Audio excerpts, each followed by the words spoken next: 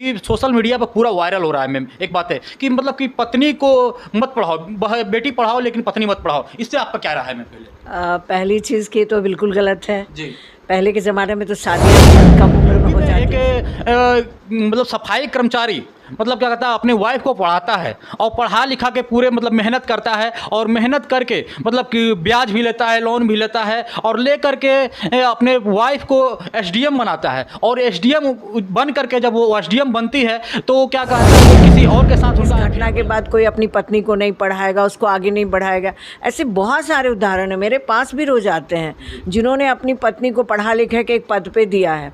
ठीक है, उनकी जो कहानी है वो थोड़ी सेल्फिश है, ये प्यार थोड़ी है, ये तो आपका एक तरह का ऑब्सेशन है, एक तरह के आप बीमार इंसान हैं। वो प्यार नहीं है। प्यार का मतलब आज भी बहुत से लोग हैं प्यार करते हैं 5 साल 6 साल एक दूसरे का इंतज़ार करते हैं, फाइनली वो पति पत्नी बनते हैं। कुछ लोग हैं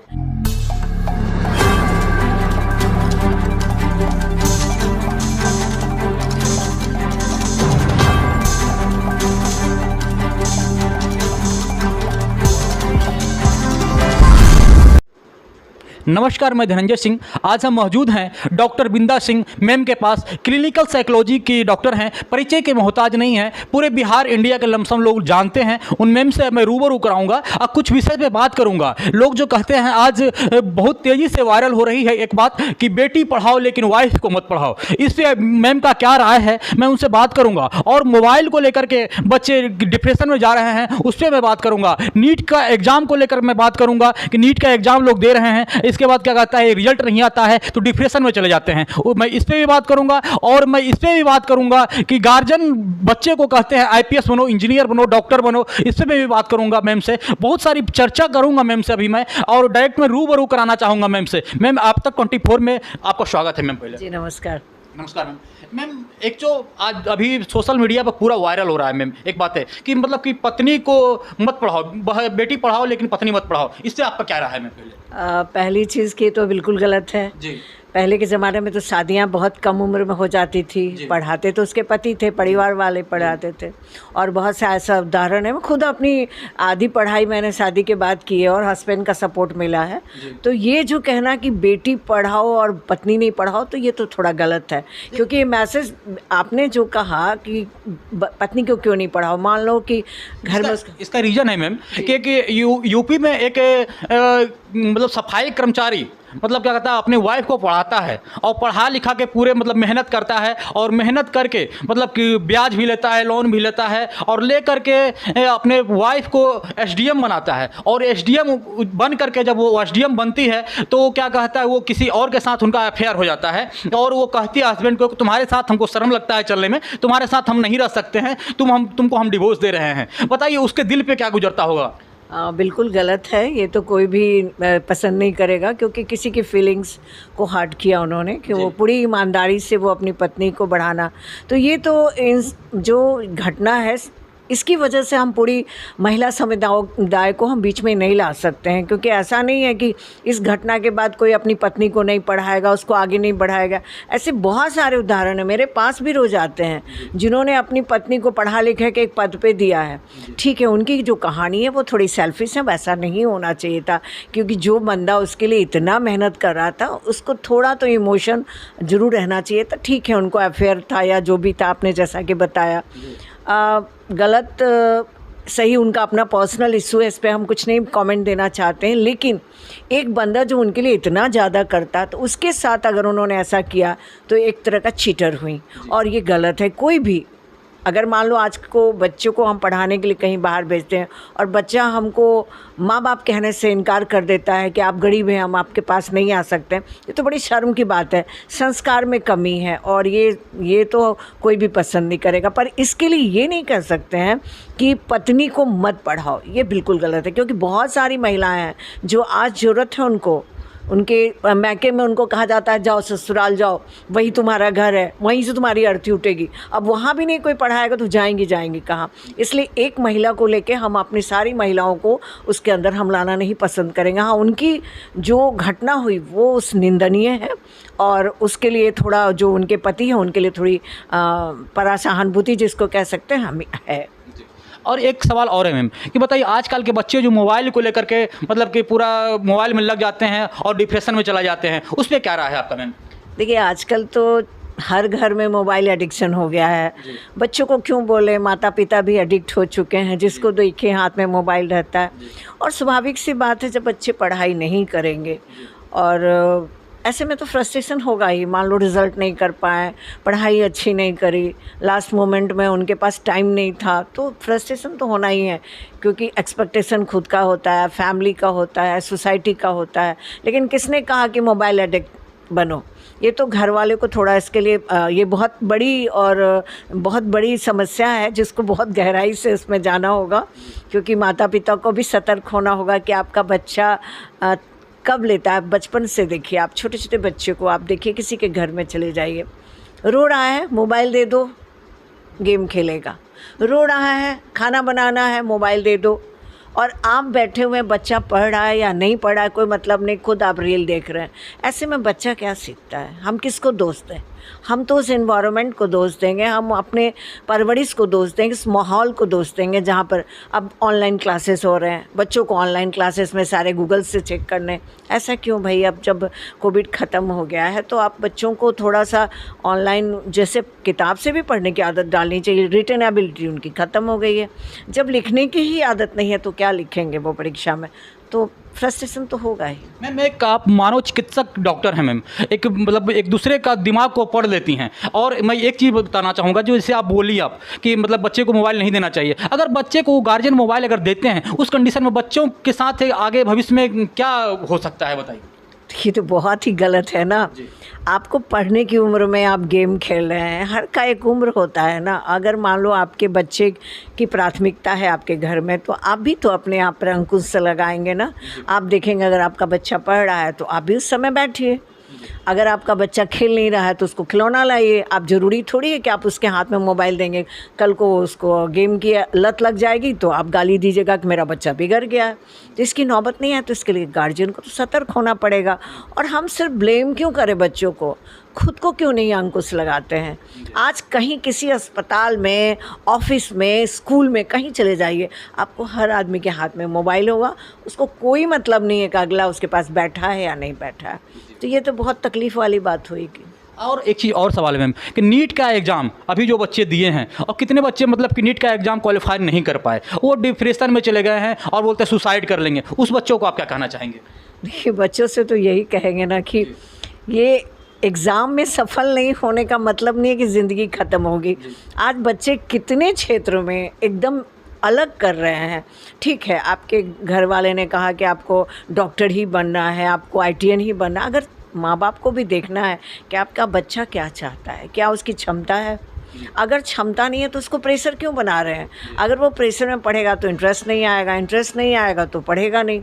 तो जब पढ़ाई नहीं करेगा तो उसको हम डॉक्टर, इंजीनियर क्या बनाएंगे? बैठिए, अपने बच्चे से बात कीजिए कि वो चाहता क्या है। बच्चे को भी ये बताना पड़ेगा अपने घर वाले को कि मैं ये नहीं समझ पाता, मुझसे नहीं होता, मैं ये पढ़ना चाहिए। ऐसा नहीं माँ बाप एकदम मार पीट के कहेगा नहीं यही करना है। और थोड़ा समाज क्या बोलेगा। किन्हीं किन्हीं का सोच होता है मैम कि बेटा को मैं IPS बनाऊँ, इंजीनियर बनाऊँ, DSP बनाऊँ, DM बनाऊँ। मतलब वो ये नहीं देखते बच्चा मेरा क्या करना चाहता है, वो ना देख करके चाहते हैं कि मेरा बेटा अच्छे रैंक पे जाए। उन लोगों को क्या संदेश देंगे आप? ऐसा है ना कि जो ये हम लोग चाहते हैं ना, एक्चुअली खुद का हमारा फ्रस्ट्रेशन होता है। हम खुद तो कुछ बन नहीं पाए, सोचते हैं कि वो बन जाएगा तो मेरा नाम रोशन हो जाएगा। समाज क्या कहेगा? समाज कुछ नहीं कहेगा। अगर बच्चा आपका कल को बीमार हो गया, खुद को ख़त्म कर देता है, तब भी तो समाज कुछ नहीं बोलेगा। याद रखिए, आपकी बच्चे की कैपेबिलिटी, आपके बच्चे की क्षमता, ये ज़्यादा इम्पॉर्टेंट है, ना कि लोग क्या कहेंगे और लोगों का क्या। आप मान लो आज की बात IPS और UPS की बात कर रहे हैं। गाँव में आधा से ज़्यादा बच्चे जो आते हैं 5 साल 6 साल UPSC की तैयारी करते हैं। हमने कहा कि कुछ और एग्ज़ाम क्यों नहीं देते? बोले नहीं पापा बोले करो तो कम से कम शादी ब्याह तो लोग आता है तो बोलेंगे बच्चा क्या कर रहा है भाई, UPSC की तैयारी कर रहा है। एक सोशल हम लोग के पास एक बन गया है कि अरे इस सोसाइटी में बच्चा UPSC की तैयारी कर रहा है, ITN बनने वाला है, तो ये बहुत बड़ी बात है। लेकिन ये गलत है, क्योंकि बच्चे का 5 साल आप बिना मतलब का खा जा रहे हैं और बाद में बच्चा ना इधर का रहता है ना उधर का रहता है। तो बच्चे को, हम लोगों को दुनिया के जैसे भीड़ के पीछे भागने की ज़रूरत नहीं है। हमें देखना है कि हमारा बच्चा कितना कर सकता है, उसकी कैपेबिलिटी क्या, और हम नहीं जो किया नहीं उसको हम बच्चे से क्यों उम्मीद करें। अगर ITN बना ही देंगे, अगर वो ज़बरदस्ती का, हो सकता है कि वो बाद में बहुत फ्रस्ट्रेशन में हो और आप नहीं बन पाता है तो हो सकता है खुद को ख़त्म कर ले। तो ये तो गलत है ना। हमारा एक्सपेक्टेशन, बच्चे का एक्सपेक्टेशन जो भी है उसको एक लिमिट में रहना चाहिए, क्षमता के अनुसार होना चाहिए और घर में एक दूसरे के साथ बैठ के बात करनी चाहिए ताकि समस्या का निदान मिल सके, ना कि और समस्या बढ़े। और एक सवाल है मैम आपसे कि मतलब एक चीज़ बताइए, आए दिन देख रहे होंगे श्रद्धा वगैरह का दुर्घटना जो हुआ मैम, ये श्रद्धा के साथ लड़कियों के साथ ये होता है कि लड़कियां आती है बाहर में पढ़ने के लिए मैम और लिविंग रिलेशनशिप में रहती है, उस पर आपका क्या विचार है मैम? बिल्कुल सही नहीं है, क्योंकि आपके पेरेंट्स अपने पैसे को जुगाड़ करके ज़मीन बेच के आपको पढ़ने के लिए शहरों में भेजते हैं, पटना आते हैं, दिल्ली जाते हैं और उनकी रिस्पॉन्सिबिलिटी पहले प्राथमिकता पढ़ाई की होती है, जो भूल जाते हैं, गलत है। और रिलेशनशिप में रह रहे हैं या जो भी फेसबुक से प्यार कर रहे हैं या इंस्टाग्राम से, क्या इसका परिणाम हो रहा है आए दिन तो देखने को मिलता है। हम ये नहीं कह रहे हैं प्यार नहीं करना चाहिए, या हमने ये भी नहीं कहा कि अट्रैक्शन नहीं होता है। आज के ज़माने में प्यार होता है क्या मैम, लगता है आपको आज के समय के अनुसार? ऐसा नहीं है, जो अटेंशन होता है अपोजिट सेक्स के प्रति बट नेचुरल होता है, लेकिन उम्र भी तो कोई चीज़ होती है। जब आप बचपन में होते हैं, किशोरावस्था में होते हैं, उस समय प्यार नहीं होता है, उत्तेजना होती है लोगों को देख के, फिल्मों को देख के। आजकल क्या है, दोस्त बताते हैं अरे मेरी गर्लफ्रेंड है, तुम्हारी नहीं है क्या? तुम्हारा बॉयफ्रेंड है, तुम्हारा नहीं है क्या? तो ये बच्चे पीयर ग्रुप से कंपटीशन में लग जाते हैं कि मेरी प्रेमिका, मेरा प्रेमी ऐसा होना चाहिए, हमको होटल में ले जाए, हमको बड़ी गाड़ी से घुमाए। ये सब फैशन में आ रहा है, प्यार नहीं है। अगर फैशन में आ रहा है प्यार, वो श्रद्धा को 36 टुकड़े में करके बांटा गया मैम, फेंक दिया गया, क्या वो प्यार नहीं था मैम? देखिए प्यार नहीं हो तो एक तरह से वो मेंटल नहीं, वो psychopath personality, anti social behaviour है।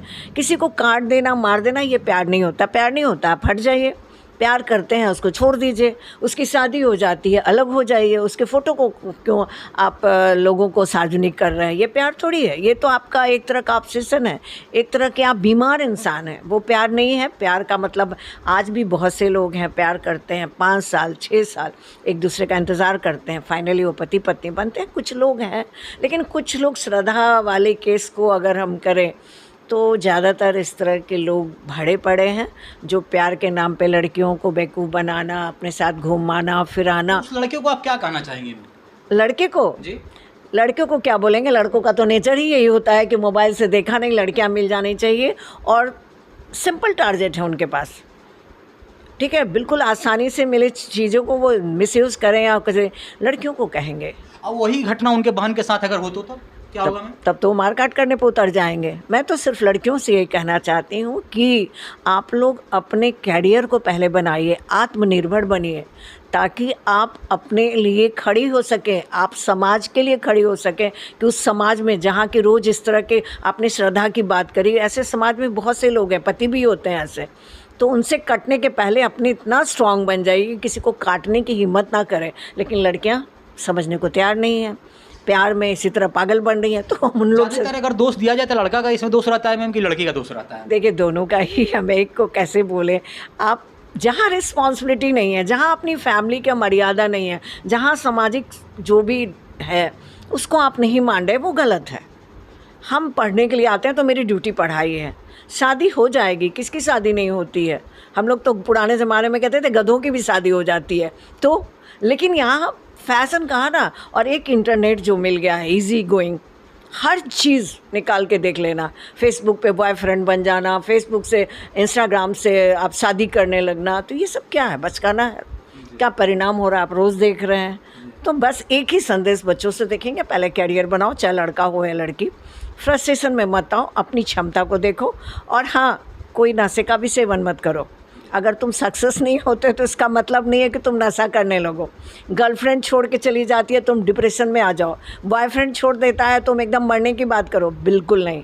अरे ज़िंदगी है, आगे बढ़ो, मूव ऑन करो और लाइफ में कुछ बनो, चाहे लड़का हो या लड़की। बेटी पढ़ाओ बेटी बचाओ का नारा कब तक हम लोग देते रहेंगे? लड़कियां क्यों नहीं सतर्क हो रही हैं? क्यों नहीं अपने आप को स्ट्रांग बना रही हैं? मेरा तो अभी भी लड़कों से ये कहना, हम बात आपके थ्रू ये मैसेज भी देना चाहते हैं कि उनको चाहिए कि वो खुद को इतना आत्मनिर्भर बनाए ना कि कोई भी उनकी उंगली को तोड़ने का मौका ना दे। ठीक है, तो ये बहुत ज़रूरी है। मैम लास्ट में आप तक 24 देखने वाले सभी श्रोता को आप क्या कहना चाहेंगे मैम? सभी श्रोताओं को तो पहले तो नमस्कार ही कहना चाहेंगे और यही कहना चाहेंगे कि लाइफ जो है बहुत कीमती है और थोड़ा सा निराशा, हताशा इन सब चीज़ों के लिए बर्बाद ना करें। और ज़िंदगी में बहुत सी चीज़ें आएंगी जो गलत होंगी, सही होंगी, उनको थोड़ा देख के निर्णय लेने की क्षमता बढ़ाएं और थोड़ा मोबाइल से अपने डिस्टेंस को बढ़ाएं। कम से कम सोने के समय आप 9 बजे मोबाइल छोड़ दें और सुबह तक अच्छी नींद लें और अपना जो रिस्पॉन्सिबिलिटी है उसको करें। तो मेरे जहाँ तक उम्मीद है कि पढ़ाई भी हो जाएगी, आप अपना काम भी कर लीजिएगा और चीज़ें बढ़िया से हो जाएंगी। धन्यवाद मैम, से बात करके अच्छा लगा। मैम डॉक्टर श्रीमती बिंदा सिंह जी हैं जो मनोचिकित्सक हैं। मैं इनसे इसलिए बात करना उचित समझा कि शायद ये माइंड को पढ़ती हैं और अब बच्चे को जहाँ तक जो भी बात जिस विषय में मैं इनसे बात किया अच्छे से बच्चे को समझा सकी और सारे क्वेश्चन को अच्छे से इन्होंने जवाब दिया। शायद हमारे जितने भी श्रोता सुन रहे होंगे आप लोगों को अच्छा लगा होगा, तो कमेंट बॉक्स में कमेंट करके जरूर राय देंगे। आप देखते रहें आप तक 24। हम धनंजय सिंह, जय हिंद, जय भारत।